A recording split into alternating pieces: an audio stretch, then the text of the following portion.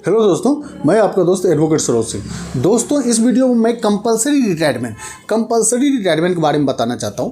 दोस्तों, ये compulsory retirement जो होती है ना, बहुत ही सेंसिटिव टॉपिक है और इसमें सभी गवर्नमेंट एम्प्लॉय को जानना चाहिए, क्योंकि देखो बहुत सारे कॉन्सेप्ट आया। वीआरएस का कॉन्सेप्ट आया, उसके बाद कंपलसरी रिटायरमेंट का कॉन्सेप्ट है। कंपलसरी रिटायरमेंट जैसे आप जानते होंगे 3 तरह का होता है। एक होता है एज बेस्ड कंपलसरी रिटायरमेंट। मान लो 60 या 65 एज हो गए तो उस कंडीशन में कंपलसरी रिटायरमेंट दे दिया जाता है। उसके बाद वो डिपार्टमेंट के बेनिफिट्स के साथ उसको रिटायर कर दिया जाता है। दूसरा अगर होता है प्यूनिटिव, ये ध्यान रखिएगा, प्यूनिटिव कंपलसरी रिटायरमेंट। प्यूनिटिव मतलब क्या? सजा देने के पर्पज से, वो सजा देने के पर्पज से कंपलसरी रिटायरमेंट दे दिया गया। प्यूनिटिव कंपलसरी रिटायरमेंट इसीलिए इसको बोलते हैं।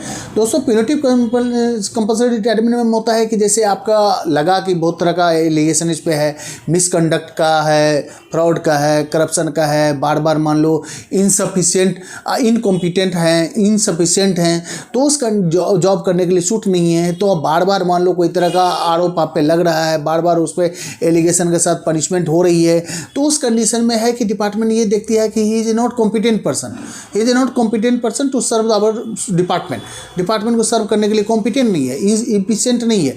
आप मान लो बार बार मान लो लीव जा रहे हैं, एक ही बार मतलब उसको पनिशमेंट पर पनिशमेंट, छोटा छोटा पनिशमेंट होते जा रहा है, तो उस कंडीशन में देखती है डिपार्टमेंट कि नहीं भैया, ये प्यूनिटिव कंपलसरी रिटायरमेंट इसको दे देना चाहिए, क्योंकि ये कॉम्पिटेंट नहीं है, डिपार्टमेंट के लिए ये सही नहीं है, इसलिए उसको दिया जाता है। इसमें क्या होता है कि आपको अगर प्यूनिटिव दिया तो आपको डिपार्टमेंट का बहुत सारा बेनिफिट मिल भी सकता है और नहीं भी मिल सकता है, क्योंकि ये प्यूनिटिव इन नेचर का होता है। तो कंपलसरी रिटायरमेंट में ये बात है कि डिपार्टमेंट का बेनिफिट मिल भी सकता है और बहुत सारे डिपार्टमेंट का बेनिफिट नहीं भी मिल सकता है।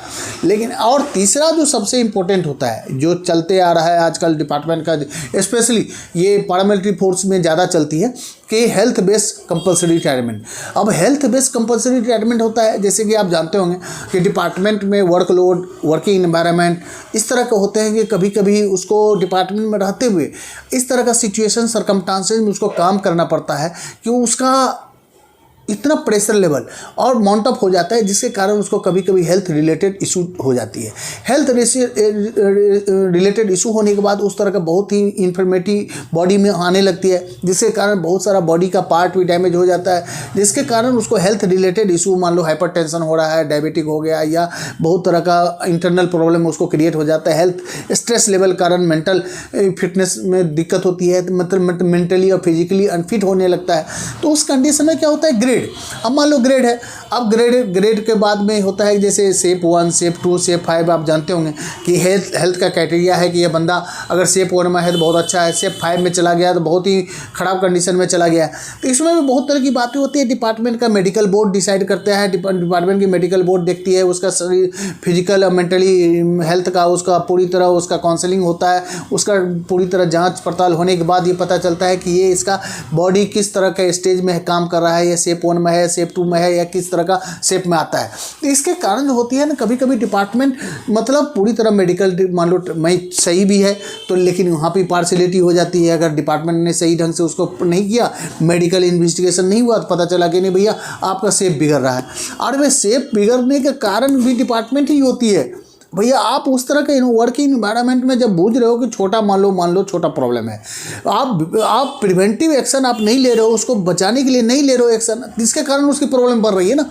अगर आप सही ढंग से उसका प्रॉपर ट्रीटमेंट करवाएंगे और उसका जो बीमारी को समझते हो उसके हिसाब से उसको वर्क एनवायरनमेंट देंगे, उसको जॉब अलॉट करेंगे, और बार बार कंटिन्यूस ड्यूटी पे लगाए रहे। शेप 5 में है, पता चला गया हैवी वेपन्स के साथ आप ड्यूटी लगा रहे हैं, कंटिन्यूस ड्यूटी लगा रहे हैं, आपको छुट्टी नहीं दे रहे हैं, मेंटल स्ट्रेस उसको जनरेट कर रहे हैं। इस कंडीशन में डिपार्टमेंट रिस्पॉन्सिबल है उसके हेल्थ का सिचुएशन क्रिएट करने के लिए।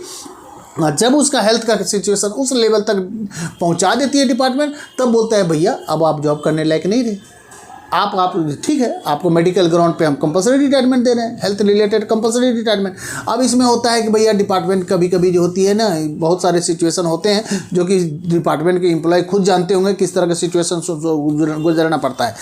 अब इसके बाद जो होती है कि अगर इस तरह की इशू हो जाती है तो उसको क्या मिलेगा, हेल्थ रिलेटेड बेनिफिट जो भी पेंशन मिलेगा, या आपको पेंशन से हेल्थ से रिलेटेड जो पेंशन बेनिफिट मिलेगा, और वो भी डिपेंड करेगा कितना साल आपने सर्विस दिया है डिपार्टमेंट को। It depends upon the duration duration कितने दिन आपने डिपार्टमेंट को सर्व किया, इस बेसिस पे भी हेल्थ कंपलसरी रिटायरमेंट का बेनिफिट मिलेगा। इसीलिए आप ये समझ लीजिए कंपलसरी रिटायरमेंट एक तरह से सही भी कुछ सिचुएशन में है, लेकिन कभी कभी ये गलत भी हो जा रहा है। इसके कारण मैं डिपार्टमेंट से भी ये बोलना चाहूँगा भैया इसी को पूरी तरह स्क्रूटनाइज करें और सही ढंग से इसको स्टेप लें, क्योंकि पैरामिलिट्री फोर्स, इवन आर्मी के जवान या बहुत सारे सर्विसमैन इससे सफ़र कर रहे हैं। Thank you. जय हिंद, जय भारत।